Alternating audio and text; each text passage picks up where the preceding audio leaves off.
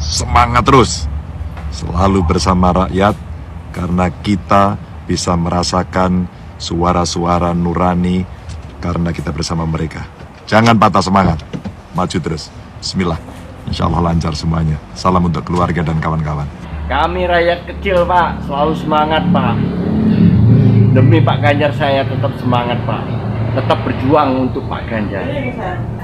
Halo teman-teman Ganjar untuk Indonesia, saya ingin menyampaikan sedikit pemikiran-pemikiran saya tentang Indonesia hari ini. Hari ini ada upaya-upaya penguburan pembicaraan tentang politik dinasti dan pelanggengannya. Nah, kita harus melawan itu. Ada upaya untuk mengubur cara-cara dengan mengubah aturan untuk seseorang untuk maju sebagai calon wakil presiden. Dan kita harus mengubahnya. Salah satu cara yang paling utama adalah kita berjuang terus dan mengingatkan terus bahwa suara rakyat, suara budayawan, suara kaum tertindas dan kaum terpinggirkan telah bersuara keras bahwa ini adalah hal yang tidak dapat ditolerir lagi ke depan. Saudara-saudara sekalian, marilah kita semakin semangat, semakin tidak gentar melawan kekuasaan yang telah menyelewengkan kekuasaannya. Kita maju terus, Ganjar untuk Indonesia. Terima kasih. Hal ini jadi alasan gue pilih Ganjar. Tonton video ini sampai habis ya. Ganjar ini orang yang punya personality yang baik, orang yang tegas, jujur, berani, dan bisa mendengar dan menerima kritik. Di bawah kepemimpinan Ganjar, Provinsi Jawa Tengah telah dinobatkan menjadi provinsi paling berintegritas versi KPK tahun 2020 dan 2001, serta juara umum anti korupsi KPK tahun 2019 dan 2020. Keren banget ya. Ganjar Pranowo juga telah menyelamatkan uang negara sebesar kurang lebih 1 triliun lewat e-budgeting. Pemimpin yang tegas lawan korupsi dibutuhkan Indonesia sekarang ini. Makanya, Assalamualaikum warahmatullahi wabarakatuh. Salam sejahtera untuk kita semua. Salam Om Swastiastu, Namo Buddhaya, salam kebajikan, salam rahayu, salam Nusantara, merdeka. Oke teman-teman, dimanapun Anda berada, saya doakan semoga kita semua selalu dalam keadaan sehat, bahagia. Dan jika ada teman-teman yang saat ini mungkin lagi sedang sakit, semoga segera dipulihkan, disehatkan. Amin. Nah guys, kita harus tetap semangat seperti yang dikatakan oleh Pak Ganjar dan juga beberapa tokoh-tokoh tadi ya.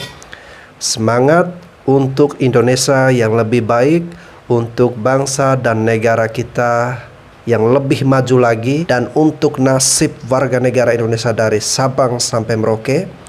Mari kita satukan hati, satukan kekuatan, percayakan nasib bangsa dan negara kita kepada pemimpin-pemimpin yang tepat, punya kapasitas dan pengalaman. Pak Ganjar, Pak Mahfud. Oke, kita lanjut.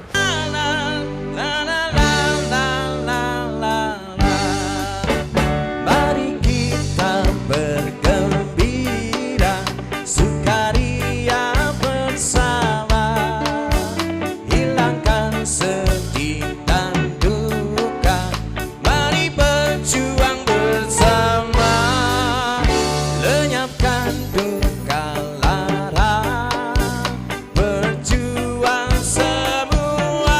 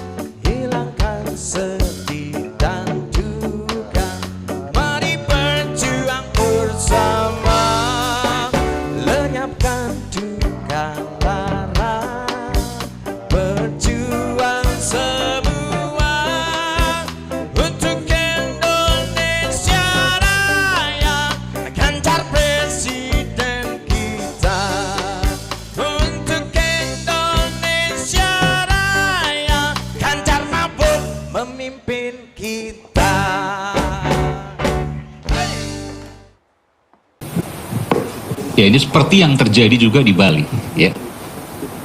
Dengan alasan yang normatif, nggak apa-apa, tapi juga harus berlaku equal dong, sama dengan yang lain, ya. Jangan hanya Ganjar Mahfud yang diturunkan, tapi yang lain melanggar didiamkan. Contoh misalnya di Sumatera Barat, ya, ada nggak Ganjar Mahfud, baliho Prabowo Gibran yang diturunkan?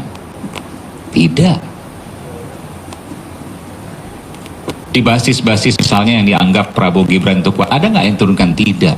Tapi ini di basis-basis yang Ganjar Pranowo kuat, di Bali misalnya itu kan aneh diturunkan. Di Jawa Tengah, ya, di Jawa Timur, di Pematang Siantar, banyak sekali. Sumatera Utara. Kita adalah pasangan, ya, Ganjar Mahfud adalah pasangan yang saya harus sampaikan ini, yang paling taat hukum, ya, dalam artian bahwa kita ini, Pak Mahfud kan teman-teman tahu, pembongkar segala kenistaan, ketidakadilan, ya, angkara murka, ya, ini yang kemudian kita perjuangkan, dan nilai-nilai kita adalah nilai-nilai nurani. Jadi kalau seandainya memang melanggar, ya nggak apa-apa, tapi juga harus berlaku adil terhadap yang lain. Jangan dengan alasan normatif lalu menzalimi salah satu pasangan, sementara yang lain dibiarkan melanggar aturan. Terima kasih. Saya hanya ingin menambah sedikit saja. Satu, memang tidak boleh diskriminatif kalau memang mau melakukan pencopotan baliho-baliho tersebut. Saya baru kembali dari Yogyakarta, ya, sekitar seminggu yang lalu. Saya melihat begitu banyak baliho Prabowo, ya, dan Gibran, ya. Memang tidak ada pawai, tidak ada pidato apapun, yaitu baliho terpampang. Nah, kalau pihak, ya, kepolisian ingin mengacu kepada undang-undang pemilu, ya, dan menganggap bahwa netralitas itu penting, ya, nah mereka seharusnya mencopot juga baliho-baliho yang lain. Oke guys, ya, ini terkait dengan pencopotan baliho dari Pak Ganjar dan Pak Mahfud yang dilakukan oleh pihak-pihak tertentu, ya, di titik atau daerah-daerah tertentu, dan ini jelas menimbulkan curiga dan saling tidak enak nih, ya, di antara atau relawan dari Pak Ganjar maupun juga dari Pak Prabowo, ya. Jadi yang kita harapkan adalah jangan terjadi hal-hal yang seperti ini, ya. Seperti yang Mas Aiman ini katakan tadi, kalau mau mencopot baliho dengan alasan normatif, ya harus merata, ya harus adil. Jangan hanya salah satu pasangan calon tertentu saja, tapi semuanya, ya. Kalau memang ada alasan-alasan normatif, mari kita wujudkan pilpres ataupun pemilu yang adil, ya, yang jujur, yang damai, yang penuh dengan sukacita, guys.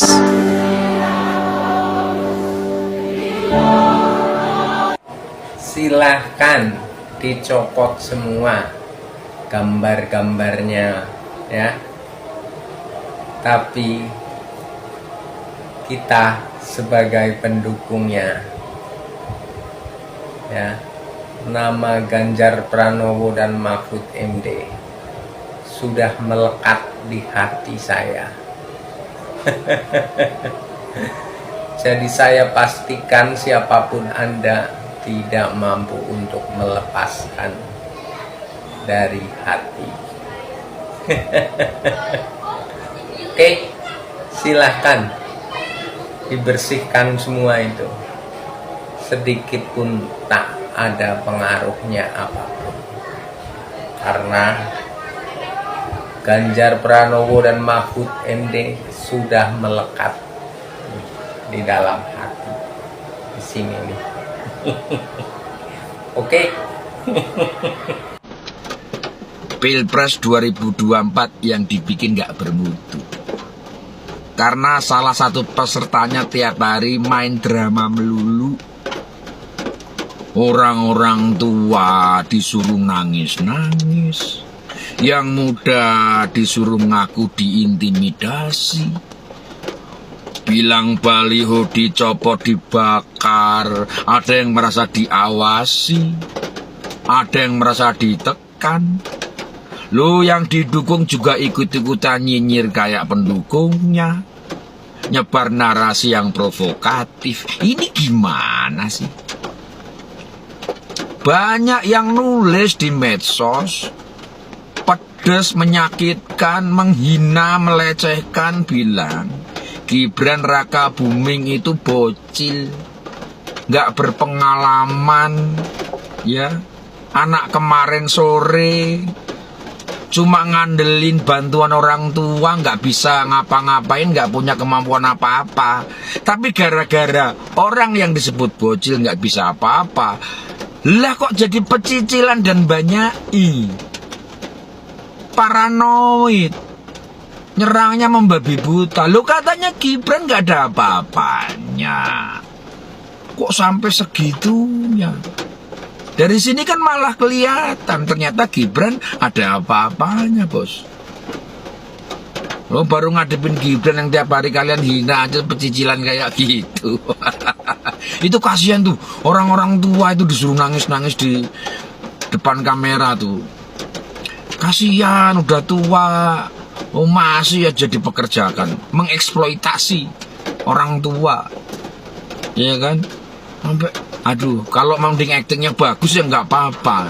Itu ada tuh orang partai yang udah nangis berapa kali tuh. Aduh, jelek banget bos nangisnya itu loh, kurang menghayati gitu loh. Ya kalau yang lain mungkin punya background budaya, seni gitu, bagus. Tapi ya tetap aja lebay kok. Acting lebay itu kan malah bikin kita nggak percaya. Acting yang natural gitu. Nek nangis tuh dari hati, bukan dari pesenan gitu. Nangislah dari hati, bukan karena orderan gitu. Ayolah, kita bikin lebih seru lagi Pilpresnya. Jangan drama melulu, jangan ketoprak melulu begini. Bosen. Kalau keren ceritanya nggak apa-apa. Ini nggak keren. Ya. Oke, yang keren menurut Bapak yaitu ketika konstitusi ditabrak, lalu kemudian baliho harus dicopot. Nah, itu menunjukkan kalau kubu dari Pak Prabowo dan Mas Gibran ini punya kekhawatiran tertentu kepada Pak Ganjar dan Pak Mahfud, sehingga baliho-baliho itu harus dicopot, ya.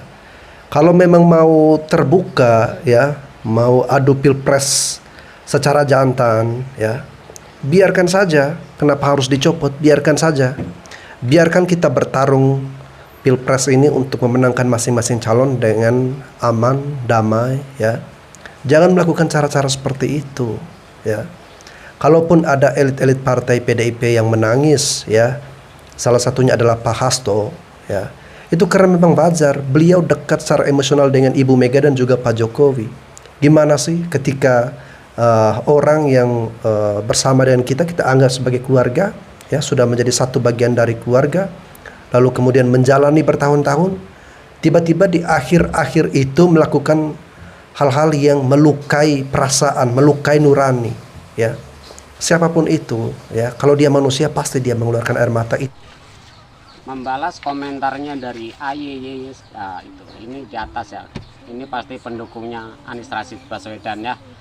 Nah, terima kasih Mas sudah mampir di TV-ku. Dari sekian ratus ribu komentar di TV-ku, baru kali inilah komentar yang benar dari pendukung Anies Rashid Baswedan. Oke Mas, 10 tahun Provinsi Jawa Tengah menjadi provinsi termiskin, dan mungkin 10 tahun juga Provinsi DKI Jakarta menjadi provinsi terkaya, terindah, termegah, termewah, ya.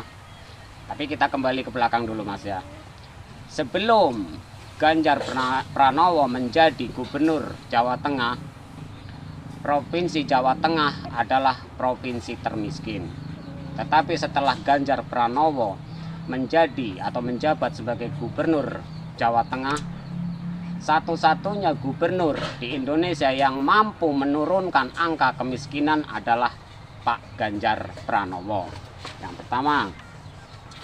Yang kedua, satu-satunya gubernur di Indonesia yang mampu mempertahankan ekonominya di saat ekonomi Indonesia ini sedang hancur karena diserang atau dilanda virus corona, hanya Ganjar Pranowo lah yang mampu mempertahankan ekonomi daerahnya. Kita ke Anies Baswedan Mas ya. Tonton sampai habis Mas. 10 tahun DKI Jakarta menjadi provinsi terindah, termegah, termewah, ya, terpadat, pokoknya segala ter.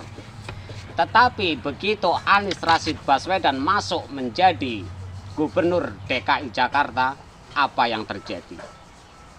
DKI Jakarta hancur karena dipimpin oleh gubernur yang tidak bisa bekerja. Kenapa saya bilang seperti itu? Oke, saya terjemahkan satu persatu. Anies Rashid Baswedan adalah gubernur yang memang tidak bisa bekerja. Jakarta hancur. Ya. Anies terkenal dengan perubahan. Kenapa saya bilang Jakarta hancur? Jalan yang tadinya mulus itu dirubah menjadi jalan yang berlubang. Pertama. Yang kedua, taman yang seharusnya itu untuk bermain warganya dirubah menjadi tempat parkir air. Yang kedua. Yang ketiga, Anies ini tidak bisa berhitung, selalu kelebihan bayar. Yang keempat, Anies ini buang-buang anggaran dengan membeli atau membangun bangunan yang sangat-sangat tidak bermanfaat bagi warganya. Saya kasih contoh, patung bambu, tugu sepatu, terus lagi masih banyak lagi yang emang tidak ada manfaatnya sama sekali untuk warganya.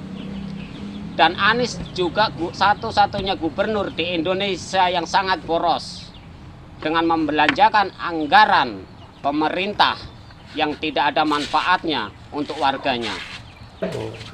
Lem Aibon, pasir, helm proyek, kemana sekarang itu? Itu harganya tidak tanggung-tanggung, sampai ratusan juta, bahkan mendekati 1 miliar. Anies Baswedan juga tidak bisa menyejahterakan rakyatnya. Justru Anies malah berkata, kemana uangnya? Dikirim ke petani bambu di Tiongkok. Itu yang kamu dukung. Itu yang kamu dukung, kamu bangga-banggakan untuk menjadi seorang presiden. Silakan Mas, kamu dukung Anies Baswedan. Ini negara demokrasi. Kita bebas memilih dan mendukung siapa yang akan kita dukung. Oke Mas, terima kasih sudah hadir. Salam dari orang desa. Buat saya, Pilpres 2024 bukanlah sekedar pemilihan presiden. Namun di belakangnya ada pertarungan keras dari 3 kingmaker berikut ini. Kingmaker yang pertama, dia berjuang demi keberlangsungan bisnisnya. Kingmaker yang kedua, dia berjuang demi partainya. Dan kingmaker yang ketiga, dia berjuang demi bangsa dan negaranya. Menurut Anda bagaimana? Silahkan tulis di kolom komentar. Saya tercenung memantau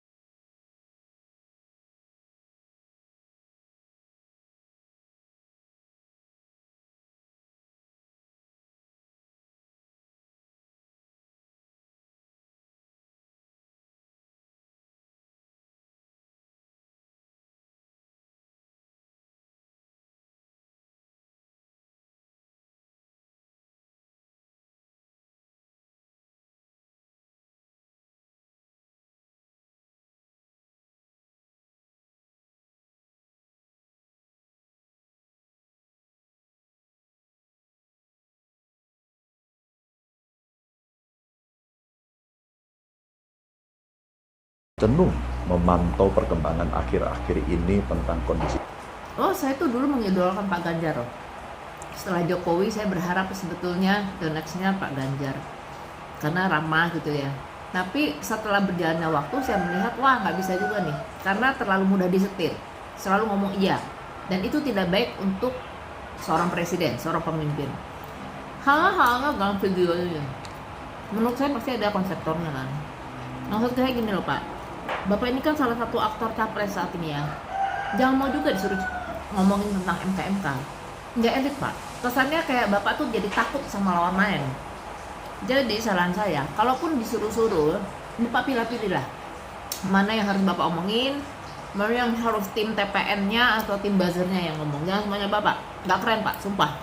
Saya justru merasa lucu aja dengan komentar dari ibu ini ya. Pak Ganjar mudah disetir maksudnya seperti apa ya? Justru Pak Ganjar ini orangnya tegas ya. Hanya Pak Ganjar yang berani tegas dengan ormas-ormas yang intoleran, ormas-ormas yang anti Pancasila ya. Coba dengan junjungan Anda Pak Prabowo. Pak Prabowo ini dulu ya kita tahu ya memberikan ruang bagi ormas-ormas yang saat ini sudah dibubarkan oleh pemerintah ya. Jadi kalau Anda mengatakan bahwa Pak Ganjar ini mudah disetir ya, tidak tegas, itu Anda keliru ya. Justru Pak Ganjar ini capres yang paling tegas di antara para capres yang lain. Kemudian dengan hasil putusan dari Mahkamah Konstitusi ya, apa salahnya atau apa yang keliru dari pernyataan Pak Ganjar tadi ya? Kalau Pak Ganjar speak out seperti itu, apakah Anda terganggu? Kalau Anda terganggu, Anda termasuk bagian dari orang-orang yang senang atau suka melihat konstitusi kita ini diobrak-abrik. Tidak apa-apa konstitusi kita ini dibuat hanya untuk kepentingan oknum-oknum tertentu. Nah, Anda termasuk orang-orang yang seperti itu. Kesedihan itu pasti ada, tapi kita nggak akan cengeng. Banteng nggak cengeng. Banteng ketaton itu langsung bergerak. Gitu. Setelah Gibran direstui jadi cawapres Prabowo, bau-baunya Jokowi bakal cabut dari PDIP makin kuat nih. Ganjar pun pas ditanya sama wartawan tentang Jokowi yang meninggalkan PDIP, itu tadi dia bilang begitu. Kasian juga sih ya PDIP kalau ditinggal Jokowi gitu. Tapi ini jadi seru buat masyarakat, terutama ya buat gue lah minimal. Ngeliat siapa yang kira-kira bakal lebih kuat. Kalau bener Jokowi pada akhirnya meninggalkan PDIP, kita bisa pantau-pantau nih, elektabilitas Ganjar keganggu nggak? Pendukungnya Jokowi apakah bener-bener bakal pindah ke Prabowo Gibran?